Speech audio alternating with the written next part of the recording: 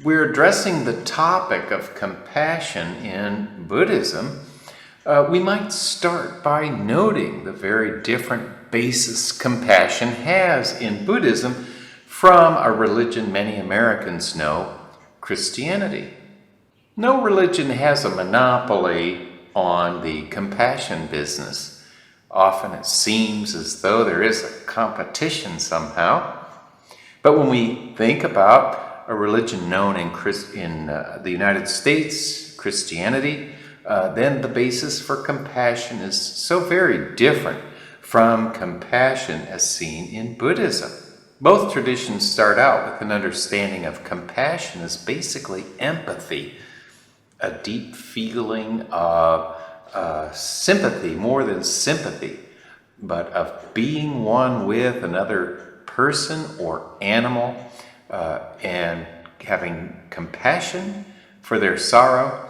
In Christianity, that compassion is said to mirror God's own love for human beings as exemplified in the life and practices of Jesus of Nazareth or Jesus Christ.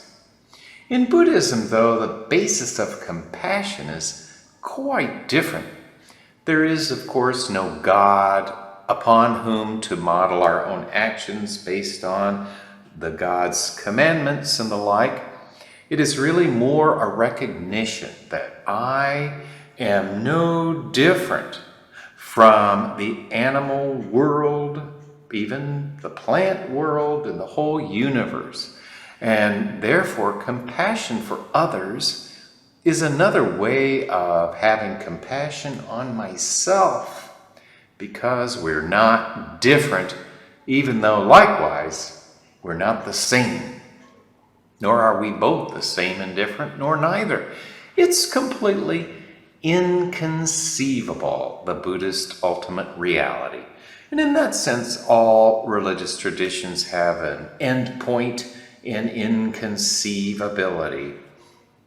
Among the Buddhist traditions, that so-called third turning of the wheel, the Vajrayana, also known as Tantric Buddhism, so popular in Tibet, Mongolia, and historically Manchuria, there are among those teachings in Tantric tradition a practice known as Che, or Tibetan for cutting, because in the course of this chanted meditation, you begin by seeing your body being dismembered, and not only cutting parts of your body off one by one in the chanting process, but offering those body parts, to demons.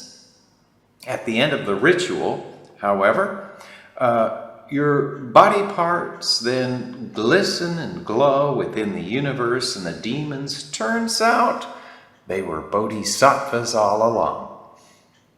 So while we don't have to give up our very bodies to practice compassion and altruism, if we get to the heart of Buddhist philosophy and meditation, we can see in a logical way that harm to other people is harm to me.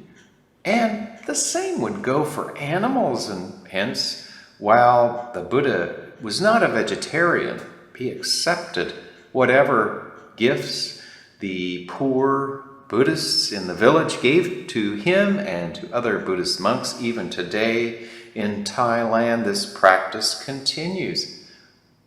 But any animal killed specifically for a monk or for the Buddha, that was not allowed in his discipline.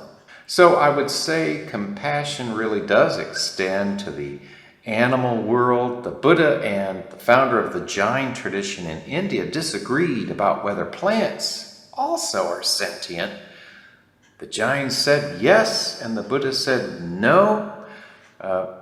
So we leave the extent of your compassion to you, and none of us are likely to get to the state of the Buddha in the Jataka tales of his past lives, where he feeds his own body to a hungry, starving tigress who is so weak Believe it or not, the Buddha has to move her jaws up and down on his own body to feed her and save the hungry cubs she's trying to raise.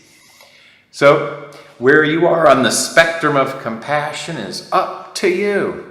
But do know, of course, the Buddhist basis for compassion is so different from the Abrahamic traditions.